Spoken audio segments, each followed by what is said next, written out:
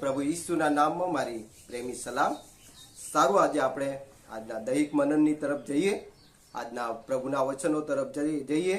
આજનો મારો જે વિષય છે કે આપણે દૈહિક મનનની અંદર જે બાબતો જોવાના છે એ તો એ છે કે પવિત્ર શાસ્ત્ર બાઇબલ પરમેશ્વરનું જે વચન છે તે શા માટે આપણે દરરોજ વાંચવું જોઈએ અને તેનું મનન કરવું જોઈએ એ બાબતની હું તમારી આગળ આજે રજૂ કરીશ.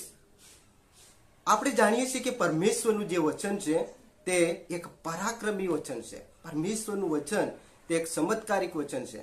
એટલા માટે આજે આપણે બાઇબલ વિશે અથવા પરમેશ્વરના વચનો વિશે આપણે જોઈએ છીએ કે પૂરા વિશ્વની અંદર આજે પરમેશ્વરનું જે વચન છે એ સૌથી વધારે વેચાતું અને વંચાતું એવું એક પુસ્તક એ બાઇબલ છે.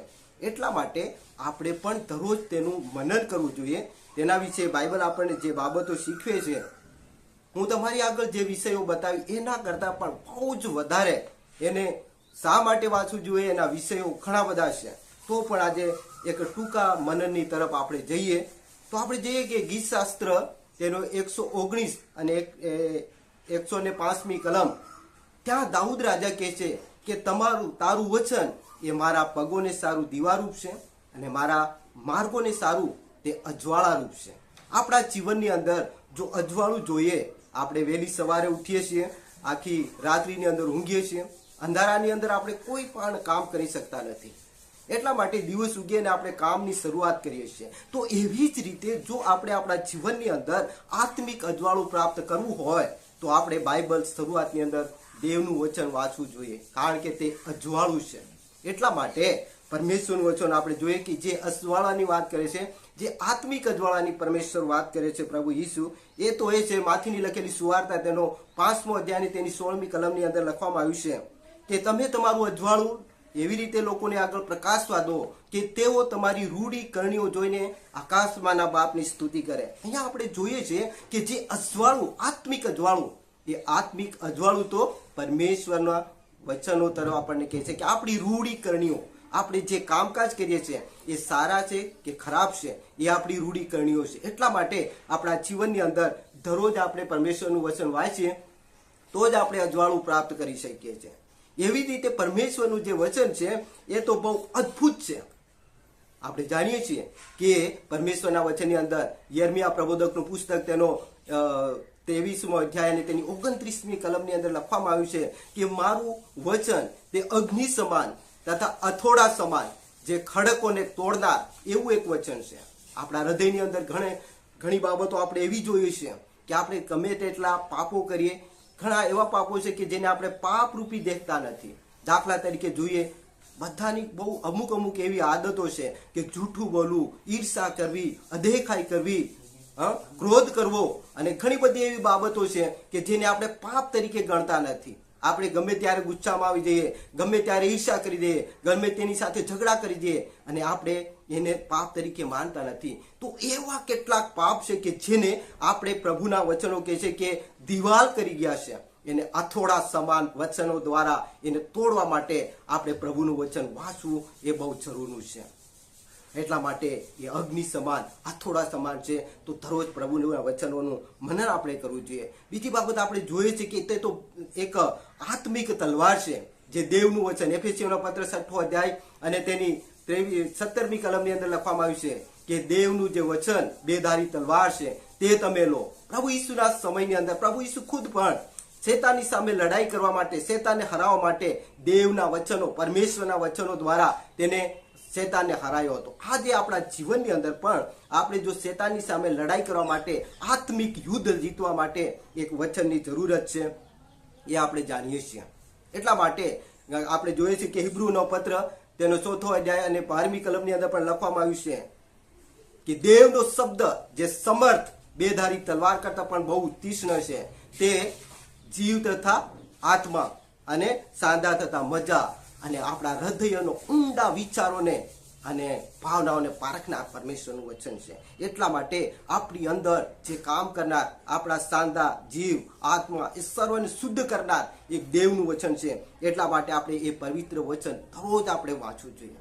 ઘણી વાર આપણા જીવનની અંદર એ વચનો આપણે ભૂલી જઈએ છીએ કે દેવનું વચન આપણે વાંચતા નથી તો શેતાનની સામે આપણે લડી શકતા નથી અને આપણે આત્મિક યુદ્ધની અંદર હારી જઈએ છીએ. જ્યારે વાવાઝોડું આવે ત્યારે આપણે શેતાનની સામે ખેંચાઈ જઈએ છીએ. એટલા માટે દેવનું વચન વાંચીને બેધારી તલવાર લઈને આપણે રહેવું જોઈએ. આપણે જોઈએ છીએ કે પરમેશ્વરનું વચન એક કેવી રીતે આપણે વાંચવું જોઈએ. બાઇબલની અંદર યાકૂબનો પત્ર 1 અધ્યાય અને તેની 23મી કલમની અંદર બહુ સુંદર એક વચન આપવામાં આવ્યું છે. ત્યાં કહે છે કે જે કોઈ લોકો મારું વચન સાંભળે છે પણ પાળતા નથી તે વ્યક્તિ એક અરીસાની આગળ અથવા તો દર્પણની આગળ ઊભા રહીને ખસી જનાર એક આત્મિક બાબતોને છુપાવનાર અથવા તો તેનું શારીરિક મોહ છુપાવનાર વ્યક્તિના જેવો છે.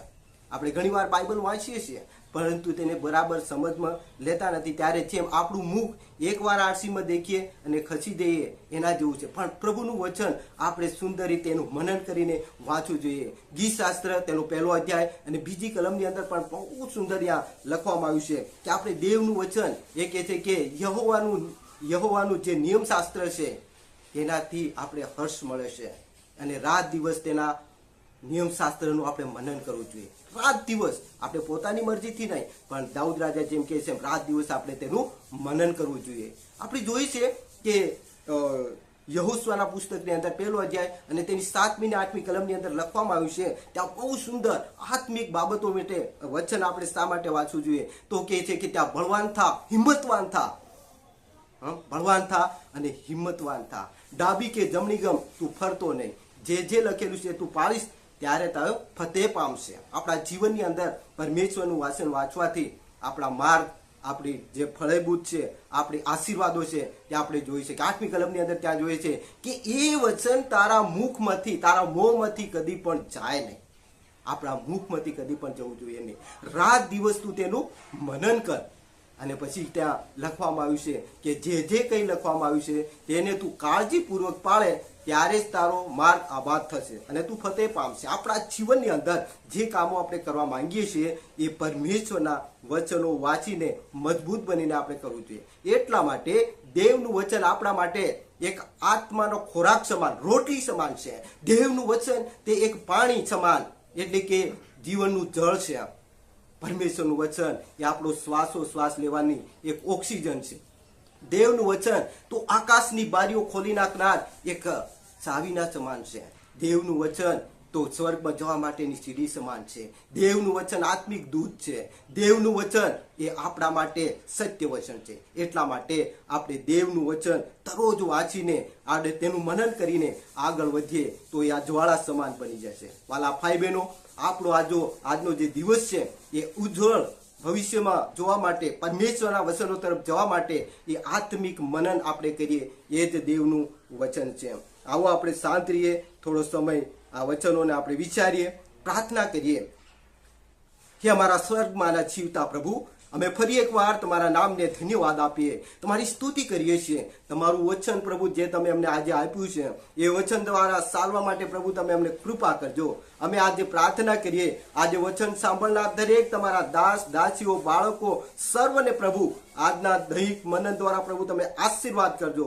પ્રાર્થના કરીએ પ્રભુ અમારા દેશ માટે, અમારા રાજ્ય માટે, અમારા તાલુકા અને જિલ્લા માટે પ્રાર્થના કરીએ છીએ. અમારા દરેક ગામડાઓ માટે પ્રાર્થના કરીએ છીએ. દરેક અધિકારીઓ માટે, દરેક કર્મચારીઓ માટે, નાની મોટી મજૂરી, નોકરી, ધંધા, દરેક કાર્ય કરનાર બાળકોના અભ્યાસ માટે, દરેકને માટે પ્રાર્થના કરીએ. પ્રભુ તમારી કૃપામાં દરેકને આશીર્વાદ કરજો. ખાસ કરીને પ્રભુ પ્રાર્થના કરીએ છીએ આજે જે લોકો પ્રભુ અલગ અલગ પ્રકારના આયોજનો કરનાર છે, કોઈ લગ્ન માટે તૈયારી કરે છે, કોઈ પ્રભુજી તેમના લગ્ન તિથિ ઉજવવા માટે તૈયારી કરે છે, કોઈ બર્થડે ઉજવણી તૈયારી કરે છે. દરેકની ઉજવણીના સમયમાં પ્રભુ તેઓને તમે આશીષ દો. ખાસ કરીને જે લોકો બીમાર, દુઃખી, નિરાશ, હતાશાની અંદર છે, ઘણા બધા લોકો પ્રભુ દરેક અલગ અલગ પ્રકારની જરૂરિયાતો વાળા છે, તેઓને માટે પ્રાર્થના કરીએ. પ્રભુ દરેકને તમે આજે આશીર્વાદ કરો. જે લોકો પરમેશ્વર પિતાજી અત્યારે નોકરી માટે અને લગ્ન માટે કે બીજી કોઈ પ્રભુ જરૂરિયાતો માટે પ્રાર્થના માંગી રહ્યા છે, તેવા દરેક અમારા જુવાન ભાઈ બહેનો માટે, બાળકો માટે, વડીલો માટે, દરેકને એમના પોતપોતાના આયોજન માટે પ્રાર્થના કરીએ છીએ. દરેકને પ્રભુ તમે આશીર્વાદ કરો. આ દિવસોની અંદર ફરી એકવાર તમારી ઈચ્છા, યોજનામાં અમે આગળ વધતા જઈએ એવું કૃપા થવા દો. અમારી પ્રાર્થના ઉદ્ધારક પ્રભુ ઈસુના નામથી માંગીએ છીએ. આમેન. બધાને જઈશું